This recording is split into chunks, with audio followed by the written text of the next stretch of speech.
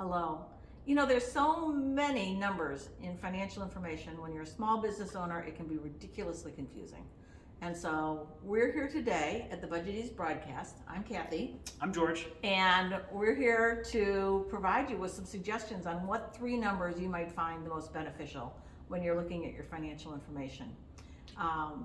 We're working really hard to grow our business, and we're here to help you grow your business too. So George, what number do you find is the most important number that you should be looking at when you look at financial information? Well, it depends on the size of the business, but for a really small business, I would say equity. Okay, so why is equity important? Well, equity is important for a small business because equity, you're adding up the net income for the business over time, minus all the money that the owner withdrew for their own personal expenses.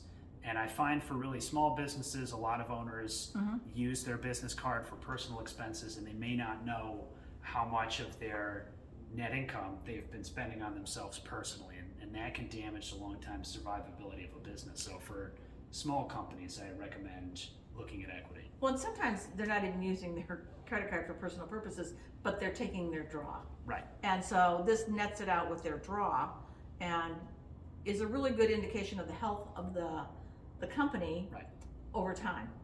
Okay, what's your number 2? Number 2, I would say accounts receivable. Sure, accounts receivable. Why accounts receivable?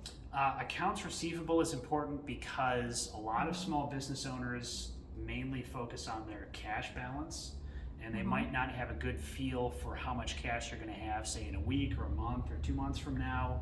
And depending on the terms of their invoices, looking at your AR, as long as the AR is cleaned up, you can tell how much cash you're going to have over the course of whatever your terms are. Yeah, so I mean, it could happen where you've got a very strong cash balance. Many companies do, but if you don't have any AR, then your prospects in the near future might not be healthy. Right. Yeah, they could be grim. So you got your AR. What's the third area that you look at? Gross profit, gross margin. Okay. That kind of thing. So tell me what you should be looking at for gross margin. So for gross margin, it depends on what business sector you're in. Some businesses might have gross margin at around 15%. Some businesses might have gross margin 80, 85%. Probably 60% is healthier for many, if not most businesses.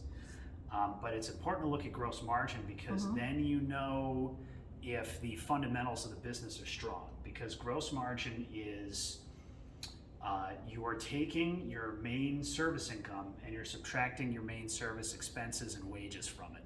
So as long as you have a healthy gross margin, it means that the business is doing well, the fundamentals are good. But if you don't have the net income you want, it means that you either need more sales or you need to get rid of some significant fixed expenses in order to achieve that profitability. Right. So 3 areas that you can look at. They were accounts receivable, gross margin, total equity. Yep. Okay, that's a great place for all of us to start. If you have any other questions about your financial information, reach out to us. We can be found easily at budgetease.biz. Thank you. Thanks.